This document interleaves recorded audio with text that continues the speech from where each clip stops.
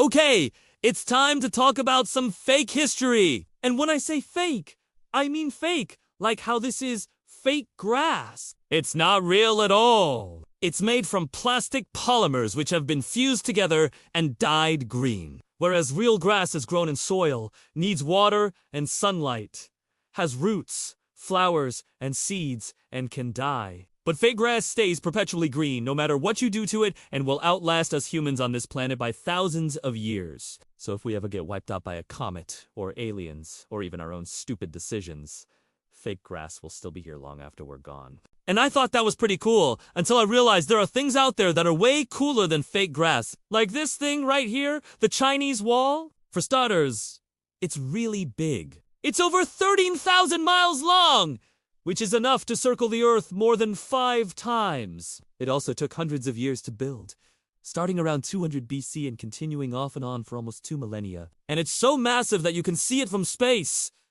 Well, not anymore, you can't. Okay, you can barely make it out, but astronauts have seen it. The whole point of the wall was to keep China safe from invaders. Specifically, it was designed to prevent the nomadic Xiongnu tribes from entering Chinese territory and pillaging their cities. The wall consists of huge stone fortifications, watchtowers, signaling structures and barracks, where soldiers could stay while they defended the wall. It's pretty much the definition of impressive, except for one little problem. It wasn't built to keep China safe from invaders. It was built to keep China's subjects inside of China. In fact, most historians agree that the purpose of the wall was to keep peasants working on farms within the empire, instead of letting them leave and join nomadic tribes on the open range. The government encouraged farmers to settle near the wall and protect it from the nomads, and they did that by, among other things, massacring anyone who tried to escape. Yeah! People didn't want to live near that thing, because if you got caught trying to climb over it, they would just kill you. That's why the wall is full of watchtowers. They weren't for spotting incoming armies. They were for spotting people trying to escape over the wall. What's worse, the wall didn't really work.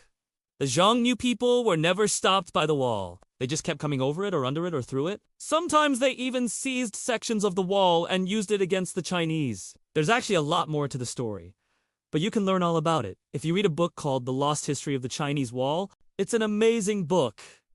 Highly recommend it. Just don't buy it at Walmart.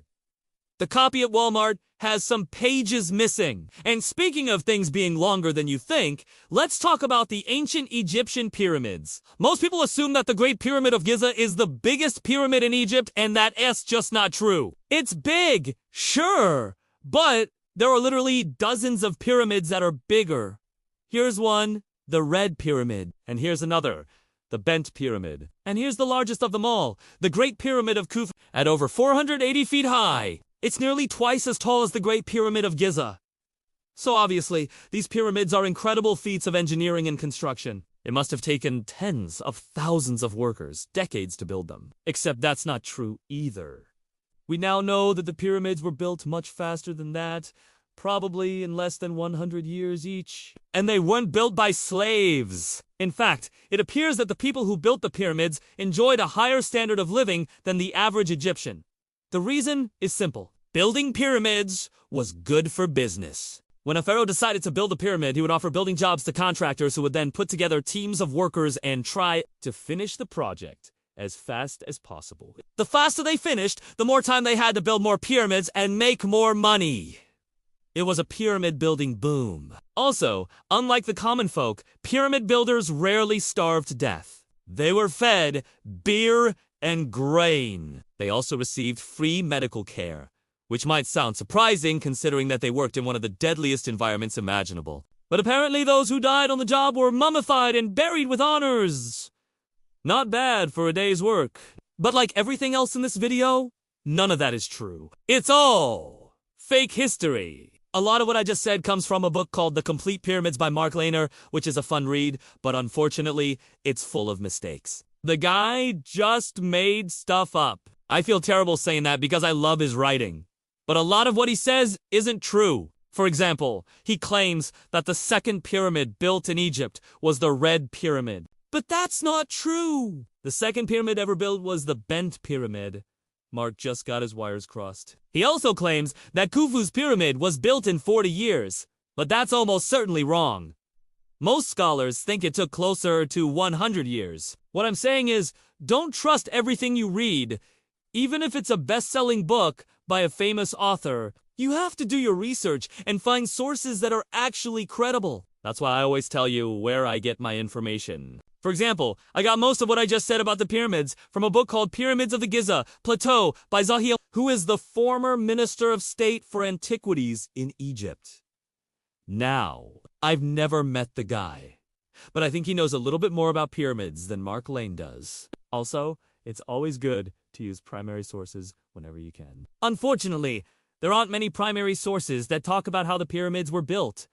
Most of those were destroyed, but there is one, the only known surviving papyrus that gives details about pyramid construction. It comes from a letter written by an official in the 5th dynasty to a vizier named Haminu, who was supervising the construction of a pyramid. The official asks Heminu to send him 10,000 bricks, 3,000 of which are to be acacia wood, and then he proceeds to explain how to make lime mortars. Now that may not sound riveting, but it is important to remember that this is one of the only surviving pieces of evidence that tells us anything about how the pyramids were built. Also, the letter contains some fascinating details. For example, it turns out that during the Old Kingdom, which is when the pyramids were built, acacia trees were considered sacred. Acacia wood was used in construction for special occasions, such as building tombs for pharaohs. That's why the letter specifies that 3,000 of the bricks are to be made from acacia wood. The writer wants Heminu to send him some. Anyway, there are a lot of interesting details like that in this letter, but if you want to see them for yourself, you're out of luck, because the letter doesn't exist. I made it all up. Sorry, I just wanted to show you how easy it is to fake historical evidence. It's not hard at all. All you need is a computer and a creative imagination. For example, I just Googled images of pyramids and used Photoshop to edit this one. Then I Googled descriptions of how the pyramids were built and pulled some quotes. Finally, I went to a website that generates ancient Egyptian hieroglyphics and came up with this. See?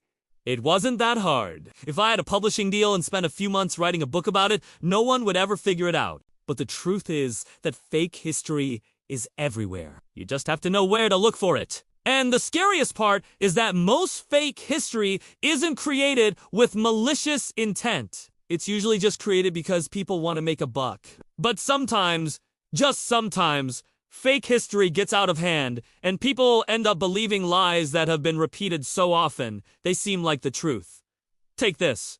For example, the ancient Greeks believed that Atlantis was real, but Plato made it up. Or how about this? Hitler was obsessed with mystical nonsense. But when he learned that the Norse god Thor was supposed to have a hammer that could bring down lightning, he decided to adopt Thor's symbol as the emblem of the SS. Except that's not true. The SS adopted the hammer and runic lettering first, and Hitler didn't become interested in Thor until after he learned that the SS had chosen the symbol. I know I just spent the last 6 minutes telling you how easy it is to fake history. But the reality is that it's very difficult to know for sure whether something happened in the past unless you were there to see it. Our knowledge of the past is always filtered through the lens of whoever recorded the event. And that person might have had an agenda, or maybe they just made it up. I mean, I did. My name is not important. This has been Fake History, and I want to thank you for watching. I'll see you next time.